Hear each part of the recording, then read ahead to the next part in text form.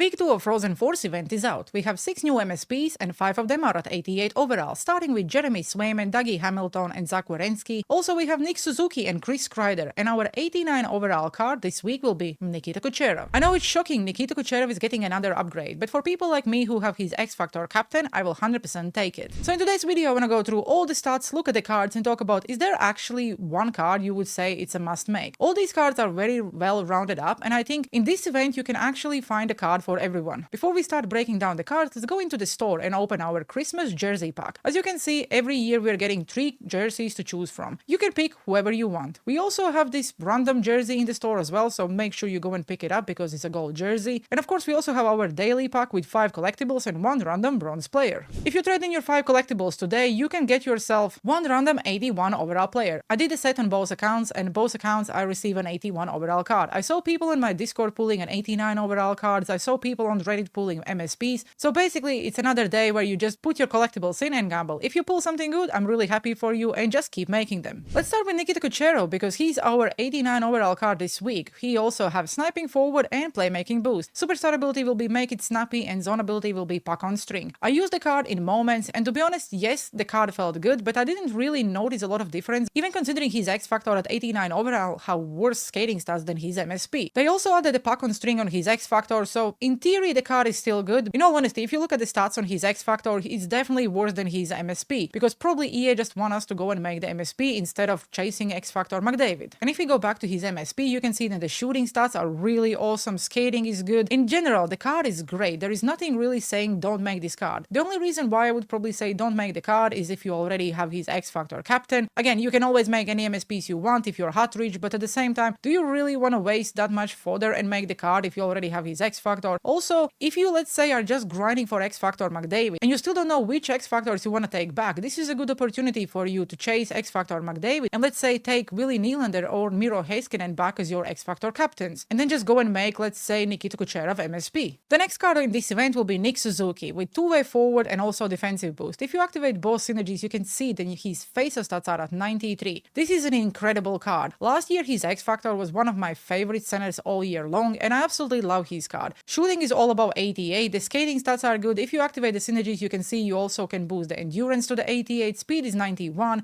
acceleration and agility is about 90, the hands are decent. So in my opinion, this is probably one of the best cards from this week, and let's say if you didn't went after Backstrom like I did from the team builders, this is your center option for this week. If you already make Nicklas Backstrom, then you probably don't have a spot for this card, but at the same time, Nick Suzuki offers a lot of line of flexibility so you can use him on the wing or in the center. He's quite small, but he definitely will still win you a lot of faceoffs considering he have one of the best faceoff stats in the game. His zone ability is born leader, so again, every single time you score a goal, you boost the energy for all your line. The goalkeeper from this week will be Jeremy Swayman. With deking boost and acceleration boost, the synergies really don't matter on a goalkeepers until we let's say get to the 90, 91, 92 overalls, but his zone ability is no timer. One thing I want to point out, yes, he's definitely shorter than let's say Jake Oettinger from week 1, but his speed is 91, so depends which stats you are chasing and which stats you think are the most important for a goalkeeper. I think his size is still good enough to use him as your goalkeeper, and 91 speed would be fun to see how he actually moves in the crease. The next one is Zach Werenski, 2-way defenseman and power shooting boost. I like to see that his skating stats are all 90 if you activate the synergies. His shooting and hands are also good. Probably wrist shot accuracy could be higher, same about the flap shot accuracy, but in the end of the day, you probably will just shoot the 1Ts from the blue line. Zone ability, elite edges. Considering his size, I think activating elite edges will make this card really fun to use. And there is a question, is he better than Jay Boomister? In my opinion, he is, or at least he's very close. So if you missed out making Jay Boomister, then you can make Zach Werenski and use him. But again, it depends how far you are from that Victor Hedman, because he also have elite edges, and that card is also very close to the same stats Zach Werenski have. The next MSP will be Dougie Hamilton. Dougie Hamilton always played good in Hockey Ultimate Team. I don't know why his cards are just good. He also is always one of the biggest defensemen you can have in the game. Offensive defenseman and pinpoint shooting boost. Pinpoint shooting boost is not easy to activate, but you can for sure activate offensive defenseman. So for example, even if you just activate offensive defenseman, you can see that his shooting stats are really good. He also have zone ability Heat Seeker, and we all know that Heat Seeker is one of the most OP abilities this year. If you look at his skating stats, then that's where probably you would see, I don't know if I want to make him, because 88 speed, 88 acceleration, and 85 endurance, you cannot really boost that. Same about agility and balance, all at 90s. I still think that this card is really good. Is he better than Moritz Seider? It's very close, and it's really difficult to say that, but I already made Moritz Seider, and I probably will also make Dougie Hamilton just because that size size, considering I'm getting rid of Zdeno Chara, will massively help my defense. If you look at the hand stats, we could potentially expect a little bit more. His passing is 92, puck control is 93. I was expecting to see better defensive stats, but at the same time, considering I'm getting rid of Chara, like I already said, I think this would be a really good alternative on my right side. And the last one is Krier. Considering EA said that this event will highlight the best players from NHL, I don't understand how did they manage to get Krier's MSP into this event. But you know what? As a Rangers fan, I will take it. Power forward and also pinpoint shooting boost. These synergies will be very difficult to activate, so probably if you pick up this card, you will need to play it without any synergies activated. If you look at the stats, 89 speed, 89 acceleration, 88 agility, balance is 90, and endurance is 87. His shooting is decent, but nothing outstanding. Wrist shot accuracy, wrist shot power is at 92. If you manage to activate pinpoint shooting boost, you can boost the wrist shot accuracy and also slap shot accuracy. The hands are actually better than I was expecting, and zone ability is close quarters. From week 1, I made same Reinhardt with also the same zone ability, and I want to make Krier. Is he the best card? Absolutely not, but he also is not the worst as everyone else is saying. So I want to make Krier and put same Reinhardt on one side, Krier on another. Both have zone ability close quarters activated, and I think it would be just fun. And while I'm on Krier card, like I said, a lot of people are saying he's the worst one. I actually don't think there is a single card in this event you can say, oh my god, is the worst choice. We have a really good 289 overall cards. For example, if you are not chasing Supercharge XFactor McDavid is must make. Nikita Kucherov is also a good alternative if you don't know who you want to pick from your captains. So if you want to try Willie Nylander and still use Kucherov, then just make his MSP and pick Willie Nylander, I don't know, Adam Fox or any other card you want as your captain's back. We also have same Reinhardt, who a lot of people are saying is a bust, but I found his card actually decent. Bedard have one of the best shots in the game. Swayman and Jake Oettinger are probably the best goalies we currently have in the game. Do you want to invest that much further in a goalkeeper? It's up to you what you do with it, but at the same time, if you are really struggling and you want to try out the better goalkeepers, those are your two options. Nick Suzuki is decent if you are looking for someone who will win you a lot of face-offs. Moritz Seider is also a very good option because he has zone ability shutdown, and shutdown is one of the best defensive abilities in the game. Zach Werenski is a really good alternative if you are looking for someone on your left side. Same about Dougie Hamilton. If let's say you didn't make Moritz Seider, then Dougie Hamilton is very close, and I think some people will probably say he's better. If I need to compare these two cards, I probably would